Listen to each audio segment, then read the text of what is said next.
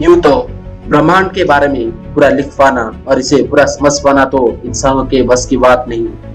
ये जितना विशाल है उतने ही अनोखे रहस्यों से भरा पड़ा है और हर किसी को इसके बारे में ज्यादा से ज्यादा जानने की इच्छा रहती है, क्योंकि चांद, तारे, सूरज, पृथ्वी, ग्रह, आकाश, बादल, पानी, जीव जंतु, पेड़ पौधे, ना जाने क्या क्या है इस ब्रह्मांड के अंदर।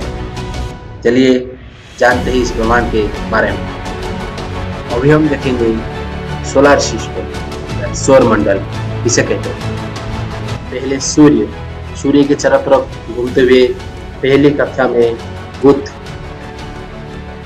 उसके बाद दूसरी कक्षा में शुक्र, इसके बाद तीसरी कक्षा में पृथ्वी और इसका उपग्रह चांद, इसके बाद चौथी कक्षा में घूमते हुए आती है मंगल ग्रह, इसके बाद 5वीं पोजीशन पर आता है जुपिटर, इसके बाद छठी कक्षा में घूमते हुए परिक्रमा लगाता है शनि, इसके बाद 7वीं कक्षा में यूरेनस, आखिरी में नेपच्यून। सारे ग्रह सूर्य के चारों तरफ घूमते रहते। इसी तरह ग्रह के उपग्रह मध्य सूर्य के चारों तरफ घूमते हैं, इसके साथ ग्रहों के चारों तरफ भी घूमते रहते।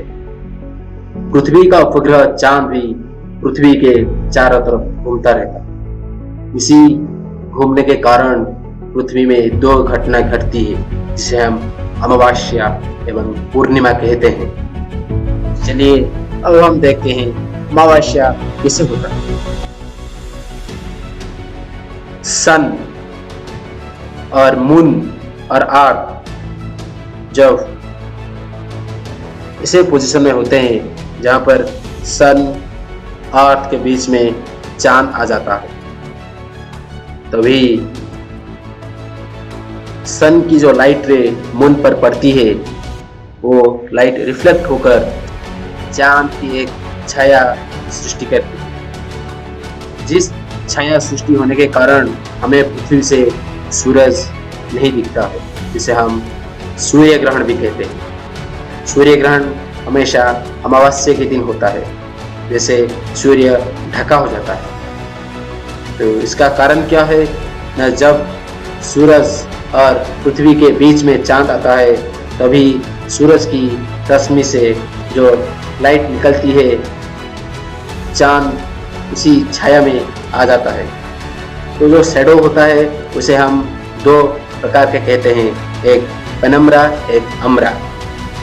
पेनम्ब्रा किसे कहते हैं ना, जिस तरह से स्वल्प छाया सृष्टि होती है उसे हम पेनम्ब्रा कहते हैं। जहाँ पर चांद पेनम्ब्रा में रहेगा तभी हमें आंशिक सूर्य ग्रहण दिखाई देगा। जब चांद धीरे धीरे घुसता हुआ अम्ब्रा के अंदर चला जाता है तभी हमें पूर्ण या टोटल सोलर एक्लिप्स या पूर्ण सूर्य ग्रहण देखने को मिलता है। सूर्य ग्रहण सबसे कम समय होता है, ज्यादातर सूर्य ग्रहण 7 मिनट तक होता है, क्योंकि पृथ्वी और चंद्र की परिक्रमण डिफरेंट पाथ होता है। चंद्र पश्चिम से पूर्व की ओर घूमता है, पृथ्वी सूरज की चारों तरफ घूमता है, तभी पृथ्वी चंद्र से थोड़ा दूर हो जाता है। इसलिए हमें सूर्य ग्रहण हमेशा कम ही समय देखने को मिलता है। सूर्य ग्रहण हमेशा 7 मिनट या उससे कम समय तक ही हमको देखने को मिल सकता है। अभी हम समझेंगे चंद्र ग्रहण या पूर्णिमा कैसे होता है। जिस तरह सूर्य के चारों तरफ पृथ्वी घूमता है, चांद भी पृथ्वी के चारों तरफ घूमता रहता है। अभी सूर्य और चांद के बीच में पृथ्वी आती है, तब सूर्य की रश्मि पृथ्वी पर पड़ती है एवं उसकी एक छाया सृष्टि करती है, जिस छाया में 2 शैडो सृष्टि होती है, एक अम्ब्रा, दूसरी पेनम्ब्रा। हमने अभी कहा था जब पेनम्ब्रा में चांद रहेगा तभी उसकी आंशिक चंद्र ग्रहण लगेगा।